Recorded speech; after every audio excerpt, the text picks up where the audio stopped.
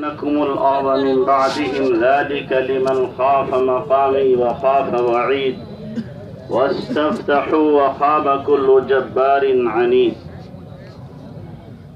سبحان ربك رب العزة عما يصفون وسلام على المرسلين والحمد لله رب العالمين.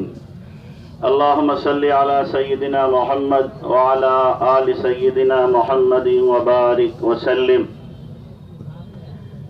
ہر پھول ہمارا ہے، ہر خار ہمارا ہے، ہر پھول ہمارا ہے، ہر خار ہمارا ہے، ہم نے بھی لہو دے کر گلشن کو سنوارا ہے. 100 ظلم کیے تم نے ایک آہ نہ کی ہم نے، 100 ظلم کیے تم نے ایک آہ نہ کی ہم نے، وہ ظرف تمہارا تھا یہ ظرف ہمارا ہے. ان کے لب نازک تو کیا حال بتائیں گے، ان کے لب نازک تو کیا حال بتائیں گے، تو ہی بتا اے دل کیا حال ہمارا ہے. آثار بتاتے ہیں طوفان پھر آئیں گے، آثار بتاتے ہیں طوفان پھر آئیں گے، اٹھتی ہوئی موجیں ہیں خاموش کنارہ ہے. ظلم پھر ظلم ہے، بڑھتا ہے تو مٹ جاتا ہے. ظلم پھر ظلم ہے، بڑھتا ہے تو مٹ جاتا ہے. خون پھر خون ہے، گرتا ہے تو جم جاتا ہے. محترم ساتھیوں، قابل مبارکباد ہیں آپ حضرات اور ہماری مائیں بہنیں جو 12 دن سے یہاں پر مظاہرے میں بیٹھی ہوئی ہیں اور ملک کے مختلف خطوں میں اور شہروں میں بہت سی جگہوں پر مظاہرے ہو رہے ہیں. لیکن ایسا لگتا ہے کہ حکومت گونگی اور بہری ہے، نہ سنتے ہیں اور نہ ہی یہ بولتے ہیں نہ دیکھتے ہیں. لیکن یہ مظاہرے انشاءاللہ رائیں گا نہیں جائیں گے، ان کا رنگ دکھائی دے گا. اگرچہ ابھی خاموشی ہے، ایک دن یہ خاموشی ٹوٹے گی، یہ بندھن ٹوٹیں گے. ابھی صبر ہے، صبر کا بندھن جب ٹوٹے گا تو پھر کوئی اس کو برداشت نہیں کر پائے گا.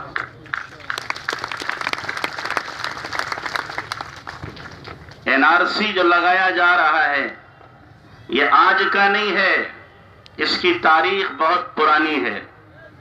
اللہ کے نبی صلی اللہ علیہ وسلم سے پہلے بھی NRC لگایا گیا تھا. قرآن نے ذکر کیا ہے NRC کا. قرآن نے ذکر کیا ہے کہ رسولوں سے کافروں نے کہا تھا، خدا کے نہ ماننے والوں نے کہا تھا، خدا کے باغیوں نے کہا تھا. وَقَالَ الَّذِينَ كَفَرُوا لِرُسُلِهِمْ لَنُخْرِجَنَّكُمْ مِنْ أَرْضِنَا. خدا کے باغیوں نے کہا ملک ہمارا ہے، ہم تمہیں یہاں سے نکال دیں گے. أَوْ لَتَعُودُنَّ فِي مِلَّتِنَا، یا پھر ہمارے دھرم کو قبول کر لو، ہمارے دھرم میں آ جاؤ. تو اللہ نے فرمایا فَأَوْحَى إِلَيْهِمْ رَبُّهُمْ لَنُهْلِكَنَّ الظَّالِمِينَ. اللہ نے اپنے رسولوں سے فرمایا وہی بھیجی، گھبراؤ نہیں، ہم ظالموں ہی کو تباہ کر دیں گے.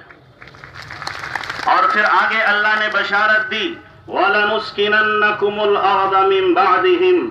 ہم اس کے بعد تمہیں اس ملک کے اندر ٹھہرائیں گے، سکونت دیں گے، قیام دیں گے.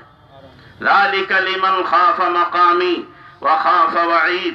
یہ اس کو ملے گا جس کے اندر میرا خوف ہوگا، میرے سامنے کھڑے ہونے سے ڈرے گا. اور آگے اللہ نے اور انجام ذکر کیا وَاسْتَفْتَحُوا وَخَابَ كُلُّ جَبَّارٍ عَنِيدٍ. اور میرے ماننے والوں نے مجھ سے مدد طلب کی، کامیابی طلب کی، اور ہر ظالم اور جابر نامراد ہوا. ظلم ایک حد تک سہا جاتا ہے، ظلم ایک حد تک چلتا ہے، لیکن ظلم کی رسی بہت زیادہ ڈھیلی نہیں چھوڑی جاتی. ایک نہ ایک دن پکڑ آتی ہے اور انسان بچ نہیں پاتا. مظلوموں کی آہیں آخر آسمان کو چیرتی ہوئی اللہ کے عرش کو پہنچتی ہیں، اللہ کا عرش ہلتا ہے، پھر وہاں سے اللہ کا عذاب دوڑ پڑتا ہے۔ تو اس لیے مظلوموں کی آہوں سے بچنا، یہ مظلوم ہاتھ میں پتھر نہیں لے سکتے، گولی نہیں چلا سکتے، یہ مظلوم بم نہیں پھینک سکتے، لیکن ان کی آہ ملکوں کو تباہ کر دیتی ہے، علاقوں کو برباد کر دیتی ہے۔ اور جس کو دیکھنا ہو ابھی دیکھ لے چائنا میں کیا ہو رہا ہے، دیکھ لے چائنا میں کیا ہو رہا ہے۔ انہوں نے بھی مسلمانوں پر ظلم کیا تھا، شہید کیا تھا، مجبور کیا تھا اور طرح طرح سے ستایا تھا۔ اللہ نے ایک وقت تک کے ڈھیل دی ہے، اب ایسی بیماری آئی کوئی بھی انہیں سمجھ میں نہیں آ رہا کیا کیا جائے، پریشان ہیں۔ تو اس لیے اللہ تبارک و تعالیٰ کی طرف سے ایک وقت متعین ہے۔ تو اللہ کے نبی صلی اللہ علیہ وسلم کے ساتھ میں NRC ہوا۔ جب مکہ میں اللہ کے نبی صلی اللہ علیہ وسلم ہیں، آپ علیہ السلام اور آپ کے صحابہ کو شیب ابی طالب میں 3 سال تک کے لیے سوشل بائیکاٹ کر دیا گیا، گھروں سے نکالا گیا، رشتہ داروں سے دور کیا گیا، ایک گھاٹی کے بیچ میں ان کو مقید کر دیا گیا کہ نہ تم مل سکتے ہو، نہ کچھ خرید سکتے ہو۔ بھوک سے بچے بلبلاتے تھے، تڑپتے تھے اور بچے اپنے دم توڑ رہے تھے، لیکن ظالموں کو ترس نہیں آتا تھا۔ انہوں نے بھی نکالا تھا۔ انجام پھر کیا ہوا ہے؟ جس جگہ سے نکالا گیا تھا اسی جگہ پر، اسی شہر میں اللہ کے نبی صلی اللہ علیہ وسلم فاتحانہ شان کے ساتھ آتے ہیں اور سارے ظالم اور جابر سرنگو ہیں، اپنے سر جھکائے ہوئے ہیں۔ آپ پوچھتے ہیں بتاؤ آج تم میرے بارے میں کیا گمان کرتے ہو؟ تو کہنے لگے انت کریم ابن کریم، آپ کریم ہیں، ہمیں کرم کی امید ہے، آپ معاف کر دیتے ہیں، ظالموں سے بدلہ نہیں لیتے۔ تو اس لیے یاد رکھیں مسلمانوں کے ساتھ آج یہ کوئی نیا قانون نہیں، یہ قانون آتا تھا، آ رہا ہے، آتا رہے گا۔ ہمیں گھبرانے کی ضرورت نہیں ہے۔ ہم نے بڑے بڑے ظالموں سے مقابلہ کیا ہے، بڑے بڑے جابروں سے مقابلہ کیا ہے، بڑے بڑے خونخاروں سے مقابلہ کیا ہے۔ 100 بار سنوارا ہے ہم نے اس ملک کے گیسوئے برہم کو، 100 بار سنوارا ہے ہم نے اس ملک کے گیسوئے برہم کو۔ یہ اہل جرم بتائیں گے کیا ہم نے دیا ہے عالم کو۔ جب ملک پہ حالات آتے ہیں اس وقت یہ نہیں دیکھا جاتا یہ مسلمان ہے، یہ ہندو دھرم کا ہے، بدھسٹ ہے یا سکھ ہے، سبھی سینہ سپر ہو جاتے ہیں ملک کی حفاظت کے لیے، سبھی سینہ سپر ہو جاتے ہیں۔ اور آج جب موقع آیا ہے تو معدود چند مٹھی انگلیوں پر جن کو گنا جا سکتا ہے وہ لوگ چاہ رہے ہیں ہمارا راج اس ملک پر ہو، باقی سب ہمارے ماتحت بن کر، ہمارے غلام بن کر کے رہیں۔ تو یہ نہیں ہو سکتا۔ اس لیے اس ملک کے اندر اگر مسلمان ہیں تو ادھر بدھسٹ بھی ہیں، ادھر سکھ بھی ہیں، ادھر جین مذہب کے ماننے والے بھی ہیں، ادھر عیسائی بھی ہیں، ادھر دلت بھی ہیں، دوسری قومیں بھی ہیں جو تمہارا ساتھ نہیں دے سکتی، جو تمہاری سوچ، جو تمہاری فکر اور جو تم عزائم اور ارادے لیے ہوئے ہو ان عزائم کو کبھی بھی پورا نہیں ہونے دیا جائے گا۔ ابھی لوگوں کو معلوم نہیں ہے کہ تمہارے ارادے کیا ہیں، قانون کیا بنائے جا رہے ہیں۔ جس دن سب کو معلوم ہو جائے گا، چھوٹے سے بڑے اور تمام دھرائم والوں کو، وہ سب سڑکوں پہ آ جائیں گے۔ ابھی تو بیچارے جینی بھی سمجھ رہے ہیں ہم ان کے ساتھ ہیں، دلت بھی سمجھ رہے ہیں یہ ہمارے ساتھ ہیں۔ ہم مسلمانوں کو واللہ بتانے کی ضرورت ہے، ہم انہیں بتائیں نہ یہ تمہارے ہیں نہ یہ ہمارے ہیں، ہمیں بتانے کی ضرورت ہے یہ تمہارا بھی ساتھ نہیں دیں گے، ہمارا بھی ساتھ نہیں دیں گے، یہ اپنا کام بنائیں گے، اپنا مقصد پورا کریں گے، اپنی غرض پوری کریں گے اور سب کو ایک طرف ڈال دیں گے۔ ہمیں بتانے کی ضرورت ہے۔ اس وقت ہر مسلمان کو چاہیے اپنے برادران وطن کو بتائے جو ناپاک عزائم، ناپاک ارادے اور جو ان کی پلاننگیں ہیں، ان سے روشناس کرانے کی ضرورت ہے کہ ان کے ارادے کیا ہیں، ان کی پلاننگیں کیا ہیں۔ اگر ہم نے نہیں بتایا اور یہ لوگ ان کے ساتھ ہو گئے تو نہ معلوم پھر انجام کیا ہو، تو اس لیے ہم کو بتانے کی ضرورت ہے، ہم سب کو سمجھائیں، سب کو بتائیں جا کر کے۔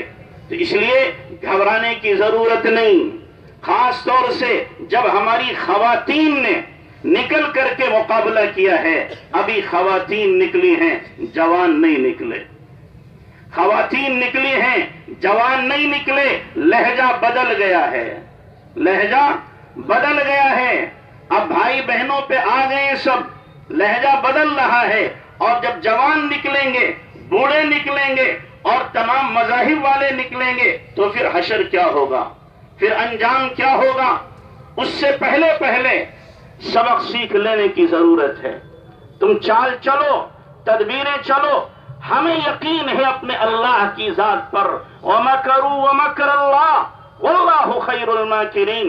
چال چلی انہوں نے، چال چلی اللہ نے، اللہ تمام تدبیر کرنے والوں سے بہتر تدبیر کرنے والا ہے۔ قرآن کہہ رہا ہے وَمَكَرُوا مَكْرًا وَمَكَرْنَا مَكْرًا وَهُمْ لَا يَشْعُرُونَ۔ انہوں نے عزائم کیے، انہوں نے چال چلی، اللہ کہتا ہم نے بھی چال چلی، ہماری چال کا انہیں پتہ نہ چلا۔ آگے اللہ فرماتا ہے ایک جگہ وَإِن كَانَ مَكْرُهُمْ لِتَزُولَ مِنْهُ الْجِبَالُ۔ ان کی چالیں ایسی تھیں، تدبیریں ایسی تھیں کہ پہاڑ اپنی جگہ سے ٹل جائے، ہل جائے، ایسی چالیں ہیں۔ بتاؤ یہ جو چال چلی گئی ہے این آر سی کی جو چال چلی گئی ہے، بھونچال آ گیا پورے ملک میں، ہر دل دکھی ہے، صرف مسلمان نہیں، ہر دل دکھی ہے، ہر ایک پریشان ہے۔ یہ کیا کیا جا رہا ہے، ہر دل دکھی ہے۔ لیکن یاد رکھنا اللہ کی لاٹھی بے آواز ہوا کرتی ہے، اللہ کی لاٹھی بے آواز ہوا کرتی ہے۔ جب اللہ کسی سے بدلہ لیتا ہے اس کو کسی فوج کی ضرورت نہیں پڑتی۔ ہم بگڑے ہوئے ہیں، ہمیں اس بات کا اعتراف ہے، ہم بگڑے ہوئے ہیں، ہم برے ہیں، لیکن اب بھی ہم میں وہ موجود ہیں جن کی راتیں مسلوں پر گزرتی ہیں اللہ کے سامنے امت اور انسانیت کو اور ملک کو بچانے کی دعاؤں میں۔ کتنے ایسے اللہ کے بندے ہیں جو مسلح پر آنسو بہا رہے ہیں، اس ملک کی حفاظت کی دعائیں کر رہے ہیں، قانون کی حفاظت کی دعائیں کر رہے ہیں۔ میرا مالک ان کی دعاؤں کو رائگاں نہیں کرے گا، ان کی دعائیں برباد نہیں ہوں گی، ایک دن ضرور ان کی دعائیں رنگ لا کر کے رہیں گی۔ تو اس لیے گھبرانے کی ضرورت نہیں۔ جب ہمارے جوان کھڑے ہوں گے تو ان کی سوچ کیا ہوگی؟ اشفاق اللہ خان والی سوچ ہوگی، اشفاق اللہ خان والی سوچ ہوگی۔ جب پھانسی کے پھندے کو چوم رہا تھا اس وقت اس نے کہا تھا وطن کی ریت مجھے ایڑیاں رگڑنے دے، وطن کی ریت مجھے ایڑیاں رگڑنے دے، مجھے یقین ہے کہ پانی یہیں سے نکلے گا۔ تو ہمارے جب جوان کھڑے ہوں گے تو یاد رکھنا پھر وہ جذبے لے کر عقل و شعور لے کر، خرد لے کر، ہوش مندی لے کر کے کھڑے ہوں گے اور پھر مقابلہ کرنا مشکل ہوگا۔ اس سے پہلے عقل کے ناخون لینے کی ضرورت ہے۔ اتنے لوگوں کو ستانے کی مت سوچو، اتنے لوگوں کے دل کو دکھانے کی مت سوچو، کہیں تم خود ہی دکھی نہ ہو جاؤ، کہیں تمہارے اوپر کسی کی آہ نہ آ جائے۔ اس لیے ہم سب دعائیں بھی مانگیں، اور اگرچہ یہاں یہ بات نہیں کرنا چاہیے، ہم اپنے بھائیوں سے کہیں گے یہ جذبے مبارک ہیں آپ کو، آپ مظاہرے کر رہے ہیں، ہم بھی مظاہرے کر رہے ہیں۔ ہمارے آنسر صاحب نے کہا یہاں بیٹھنے کی ضرورت ہے، ہم یہاں بھی بیٹھیں گے، لیکن جو کام ہو رہے ان کو بھی کرنے کی ضرورت ہے۔ مظاہرے کیے جا رہے ہیں، کیے جائیں گے، لیکن یہ نہیں کہ آپ مدرسے چھوڑ کے یہاں آ جائیں، تعلیم چھوڑ کے یہاں آ جائیں۔ تعلیم کے وقت میں یہاں نہیں آیا جا سکتا۔ یہاں پر جتنے کھڑے ہوئے ہیں ہم کہہ سکتے ہیں اس میں آدھے ہمارے طلبہ ہیں، آدھے ہمارے طلبہ ہیں، یہ نہیں کہا جا سکتا۔ جب تعلیم کا وقت ہوگا تو تعلیم مقدم ہے، اور جب فارغ وقت ہے ہم یہاں آئیں گے، اور اگر وقت پڑے گا تعلیم کے چھوڑنے کا، قسم اللہ پاک کی ہم بھی نکلیں گے، ہمارے طلبہ بھی نکلیں گے، انشاءاللہ سب نکلیں گے۔ سب کو قربانی دینے کی ضرورت ہے۔